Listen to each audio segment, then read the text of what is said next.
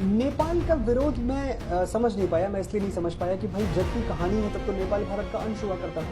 तो अगर हम भारत की बेटी कह रहे हैं सीता को, तो नेपाल कौन सा भारत से अलग था? नेपाल तो अभी 1903 या 4 की बात है जब नेपाल भारत से अलग हुआ है।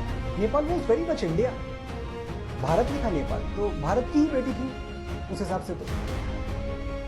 तो नेपालियों का एतराज मैं समझ नहीं पा रहा हूँ।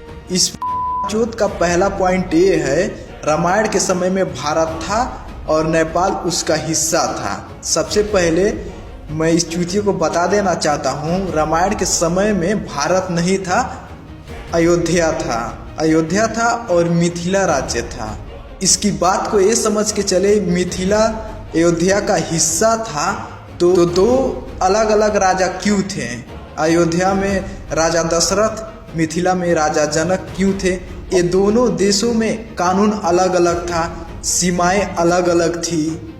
और इतना ही नहीं, किष्किंधा में भी अलग राजा था, शायद बाली था, और रावण तो लंका का राजा ही था। और जितने भी देश थे उस टाइम में, वहाँ का कानून अलग अलग था। लंका का कानून अलग ही था, किष्किंधा का कानून अलग ही था, अयोध्या का कानून अलग ही था, मिथिला का कानून अलग ही था। पहले नंबर ये लोग रामायण बनाया तो इतिहास पढ़ा ही नहीं, ऐसे ही स्टोरी लिख दिया, डायलॉग लिख दिया। पहले नंबर ये लोग डायलॉग, आप अगर देखेंगे पहले नंबर ये जब मूवी रिलीज हुई तो इनके ही देश के लोग ये मनोज मुस्तफिर को गाली दे रहे हैं। सबसे पहले भर भर की गाली पड़ रही है। क्यों? क्योंकि डायलॉग अच्छा नहीं है, माधर चौथों की तरह डायलॉग लिखा गया है।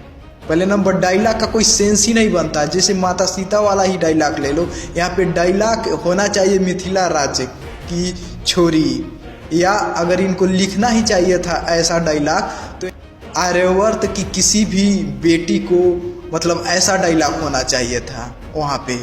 और रही बात नेपाल 1903 में बना, तो ये साले 1947 में बना देश, अभी शायद मेरे दादा का उम्र का देश है, ये हमको बताएगा कि नेपाल 1903 में बना। नेपाल का इतिहास मालूम है? जब तुम गुलाम था, गुलाम तुम्हारा नामो निशान ही नहीं था, तब हमारा देश था।